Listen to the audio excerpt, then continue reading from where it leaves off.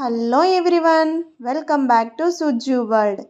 కొత్త ఇంటి గృహప్రవేశం నాడు గోమాతను ఇంట్లోకి తీసుకువెళ్ళడం ఎంతో విశేషం కదా.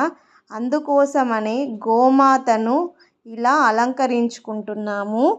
ముందుగా గోమాతను నీటితో కాళ్ళను, నుదురును అన్నిటినీ శుభ్రం చేసి తర్వాత పసుపుతో అలంకరించుకుంటున్నాము. ఇలా అలంకరించిన తర్వాత కుంకుమ బొట్లతో అయితే అలంకరిస్తారు. ఆవులో ప్రతి భాగంలో ఒక్కొక్క దేవుళ్ళు అయితే ఉంటారు.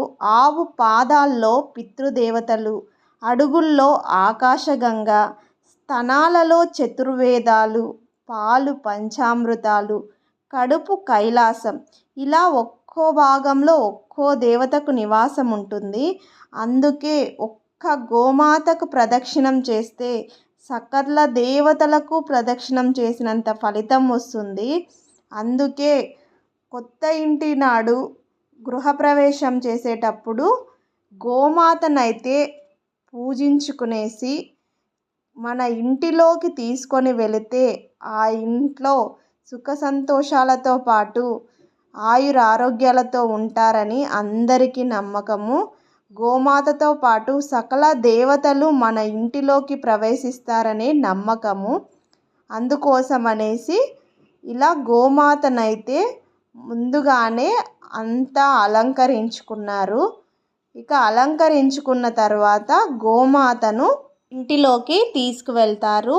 ఇక్కడ సెకండ్ ఫ్లోర్లో ఇల్లు ఉంది కాబట్టి మొత్తం పూజించుకున్న తర్వాత గోమాతనైతే పైనకి తీసుకెళ్లారు. ఇక పైనకి తీసుకెళ్ళిన తర్వాత మొత్తం ఇంట్లో గోమాతను ప్రతి మూలన తిప్పారు, ప్రతి గదిలోకి తీసుకువెళ్ళారు. ఇక ఆవు మూత్రం కానీ పేడ కానీ వేస్తే చాలా మంచిది. ఇక్కడ ఈ ఇంట్లో ఆవు గోమూత్రం అయితే చేసింది, చాలా మంచిది. వీడియో చూసే మీరందరూ కూడా ఆ ఇంట్లో వాళ్ళకి శుభం జరగాలని బ్లెస్ చేయండి.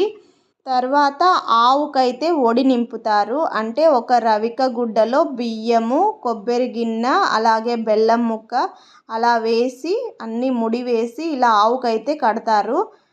కట్టిన తర్వాత ఇంటిల్లిపాది గోమాత చుట్టూ ప్రదక్షిణలు చేస్తారు.